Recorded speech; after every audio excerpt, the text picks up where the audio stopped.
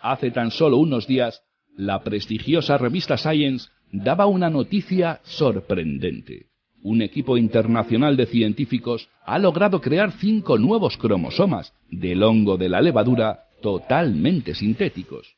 Se da de esta forma un paso de gigante hacia la creación de vida artificial. Hemos puesto los detalles de esta hazaña científica en manos de nuestro escritor de cabecera y el resultado es una conversación que promete ser muy interesante.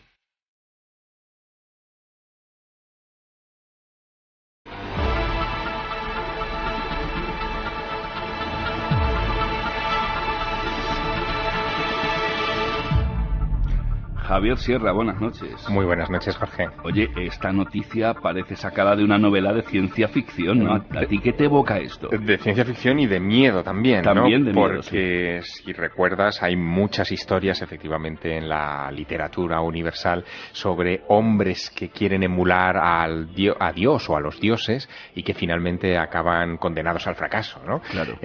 Y esta idea de crear vida sintética, que no es lo mismo que, por ejemplo, cuando hablamos de inteligencia artificial. Inteligencia artificial no es lo mismo. Es imitar con procesos artificiales algo que está en la naturaleza. Aquí, en realidad, estamos hablando de crear una naturaleza nueva de carácter completamente sintético y, claro, partiendo de los ladrillos de la vida, que son los cromosomas, que es el ADN, ¿no? Fíjate. Lo que la revista Science publicaba hace unos días solamente es que un equipo de 200 científicos, que no son pocos, de 10 universidades de todo el mundo, están trabajando en algo que llaman el proyecto del genoma sintético y que busca crear digamos, todo el genoma de un hongo en particular, que es el hongo de la levadura. Es un hongo que se utiliza habitualmente en experimentos científicos por su versatilidad. Y ese hongo de la levadura tiene un genoma que se reduce a 16 cromosomas. Hace ya 3 años crearon el primero de esos 16 cromosomas completamente sintético, que se podía integrar y asociar al resto de los cromosomas y formar el hongo de la levadura. Y ahora lo que acaban de anunciar es que han fabricado 5 cromosomas más. Es decir, que a fecha de hoy tenemos ya 6 de los 16 cromosomas para crear vida artificial desde cero. Solamente nos faltan 10. Solamente nos faltan 10. Dicen que el resto de esos 10 probablemente los conseguiremos en un periodo de 1 año a 2 años. ¿Tan poquito? Sí, entre 2018 quizá a primeros de 2019 ya tendremos la primera forma de vida completamente sintética, completamente artificial. Y esto, claro, provoca, unas reflexiones muy tremendas. Titulábamos en la promoción los nuevos Frankensteins. Bueno, de alguna manera recuerda a Frankenstein, ¿no? Frankenstein, claro, es una historia que escribe Mary Shelley, además en unas circunstancias muy particulares. Fue hace 100 años prácticamente, en el verano de 1816, cuando Mary Shelley, que era muy jovencita, tenía apenas 18 años, se fugó con su amante Percy Shelley, con el que terminaría casándose, al lago Ginebra, y allí, en una de esas veladas de los fríos, húmedos y extraños inviernos suizos, como no tenían otra cosa que hacer en aquella residencia al lado del lago, se les ocurrió retarse a una suerte de, vamos a llamarlo así, duelo a textos, a ver quién era capaz de escribir el relato más terrorífico con el que entretener al resto de personas de esa tertulia. Sí, claro, no había redes sociales, no había internet, no había televisión, la radio era una cosa muy extraña todavía en aquella época, así que, digamos, el entretenimiento estaba en contarse historias. Y Mary Shelley se inventa la historia de un médico, Victor Frankenstein, que logra reanimar materia muerta, ¿no? Que también es algo absolutamente impensable.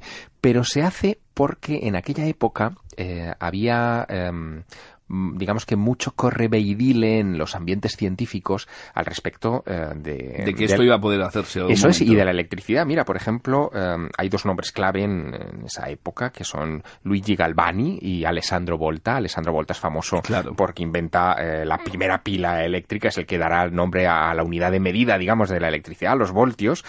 Pero Galvani, por ejemplo, descubre la naturaleza eléctrica de los impulsos nerviosos de los animales. Él, ante una rana muerta, y que demostraba que estaba efectivamente muerta, le hacía pasar una corriente eléctrica y de repente la rana movía una pata, una extremidad, se convulsionaba y claro, aquello era como la sensación. ¿Qué podemos sacar de aquí, no? Se preguntarían. Exacto. Y de repente, bueno, pues Mary Shelley se inventó aquella historia de Frankenstein inspirada en esos experimentos que habían tenido mucho impacto, ¿no?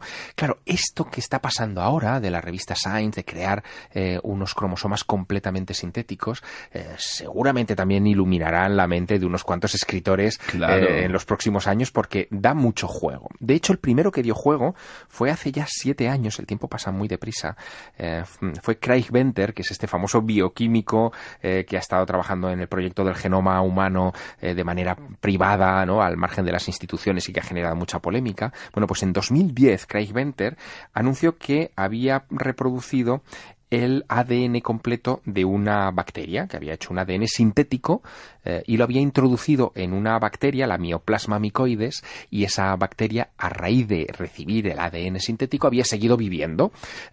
Claro, esto no es exactamente creación de vida artificial al 100% porque ya lo introducía en una bacteria que nos había dado la naturaleza, pero era un paso impactante, ¿no? Bueno, este nuevo paso, desde luego, apunta a que el asunto se va a llevar muchísimo más lejos. Claro, y la legislación sobre esto, Javier, yo creo que los gobiernos llegará un momento en el que tengan que legislar sobre este tipo de avances, ¿no? Bueno, hay algunas legislaciones. Evidentemente, este tipo de variaciones genéticas artificiales puede llevarnos a la creación de organismos completamente sintéticos que puedan servir, por ejemplo, para aplicarlos a la industria alimentaria. Es decir, que dentro de poco tiempo podríamos estar ingiriendo ese material completamente sintético porque es capaz de generar ciertos procesos alimentarios o de preservación de alimentos. Pero me hablas entonces de alimentos, podríamos estar comiéndonos una hamburguesa de carne fabricada.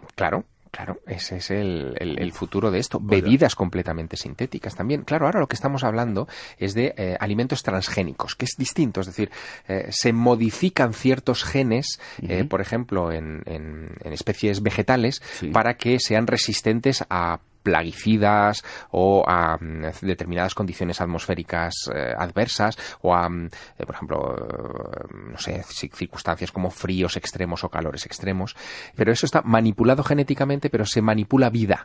Lo que estamos hablando ahora es de crear algo completamente ex novo, y que también podrá llegar un momento en el que lo tendremos en la cadena alimentaria, en las bebidas, en los combustibles, por ejemplo, también se pueden crear microorganismos que generen ciertas reacciones en los combustibles o duración en los combustibles o potencia energética que se saque de más en los combustibles. Por lo tanto, la revolución que se vislumbra es mucho más grande de lo que estos titulares pequeños estos días en la prensa han saltado, porque bueno, la prensa le da un pequeño protagonismo a esto, pero yo creo que en los próximos meses esto va a crecer exponencialmente y por eso, bueno, quería comentarlo en este apartado. Claro que sí, además, bueno, si llegamos a hacerlo simplemente para lo que hemos dicho, ¿no? Para aplicaciones como la que nos has contado de los combustibles, etcétera, lo que siempre seguro que la imaginación de todos nos va mucho más allá. Hombre, y claro. Pensamos en lo que hablábamos, ¿no? En Frankenstein. Mira, sí, por ejemplo, por no irnos a Mary Shelley, que es del siglo XIX, por irnos a autores más contemporáneos que han reflexionado ya sobre esta cuestión. Philip K. Dick, ¿no? Philip K. Dick tiene una novela que es, uno de los puntales de la ciencia ficción occidental contemporánea. Se publicó en 1968. Es esa famosa de Sueñan los androides con ovejas eléctricas. Sí. Y en esa novela él hablaba de pseudocarne artificial, es decir, se imaginaba que en un momento dado podríamos fabricar un componente parecido a la carne humana con el que fabricar después o revestir después máquinas. Androides, y que, claro. Exacto, crearíamos androides indistinguibles de seres humanos. Y K. Dick, imaginaba que esos androides orgánicos, a los que llamaba andrillos, ¿no? Andrillos, solamente podríamos identificarlos sometiéndoles a un test de empatía, ¿no? Claro, no habríamos conseguido... A ver las reacciones humanas que tenían. Sí, yo creo que hay muchos andrillos por aquí a nuestro alrededor también. Unos cuantos, ¿no? Hay unos cuantos de los que ya imaginó Philip K. Dick, pero esto que parecía una boutade, una cosa demasiado avanzada para su tiempo, estamos hablando de 1968, es decir, no han pasado 100 años y estamos asomándonos a la posibilidad de que esto pueda pasar. De que se pueda revestir a androides con... O fabricarlos desde cero. Podemos estar fabricando... Pero me hablas de fabricar vida, seres humanos, hombre, desde cero. Estamos entrando en la ciencia ficción. Vale, vamos a soñar un poquito. Pero ¿por qué no? Es decir, si ya podemos fabricar un hongo de la levadura, o sea, podemos crear el genoma de un hongo de la levadura, ¿por qué no? Mira, por ejemplo, cuando Craig Venter fabrica estos genes artificiales que implanta en una bacteria y que la bacteria sigue viviendo, lo que él crea son 473 genes artificiales. Y él dice, hombre, 473 que he fabricado, que he sacado de... Eso sí, como si nada. Se ponen 4 botes, ¿no? Bien, pero fue un avance interesante porque el genoma humano no tiene 473 genes, tiene unos 20.000 genes, es decir que el proceso de fabricación es considerablemente mayor, claro. Pero si has fabricado 473 con una tecnología lo suficientemente desarrollada... con un poquito de tiempo y financiación. Efectivamente, ¿qué te impide fabricar algo parecido? Ahí los límites estarán en la ética de los científicos, en la legislación que indudablemente se tendrá que poner las pilas a ese respecto, pero es muy difícil ponerle límites a la imaginación y a la capacidad de innovación humana. Y estamos entrando en un territorio que es verdad, nos asemeja un poco a esos cuentos antiguos, incluyendo el Frankenstein, de cuidado con lo que fabricamos, ¿no? La lección de Víctor Frankenstein, del doctor Víctor Frankenstein, que no es lo mismo que cuando se habla del monstruo de Frankenstein nos equivocamos. El monstruo era otra cosa. Ya pensamos en el bicho gigante. Eso es, no. El doctor Víctor Frankenstein, cuando terminó de construir esa vida, o de darle vida a aquella cosa, ¿no? Que había fabricado, llega a una conclusión que, caray, Jorge, sigue siendo aplicable 100 años más tarde. Hoy, a la luz de estos avances científicos, él dijo, cuidado con el conocimiento, puede volverse contra uno mismo.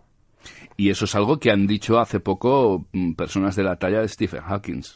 Sí, lo dicen con respecto a la búsqueda de vida extraterrestre, con respecto a otros, digamos, terrenos del conocimiento humano. Aquí estamos hablando de algo que es la fabricación de vida, claro, que es también un elemento muy delicado. Pero fíjate que incluso si no nos detenemos en el siglo XIX, en el avance, en el arranque de estos cuentos de terror gótico o en las novelas de Julio Verne, que también son de ese mismo periodo, sino que nos vamos más atrás en el tiempo. Sí.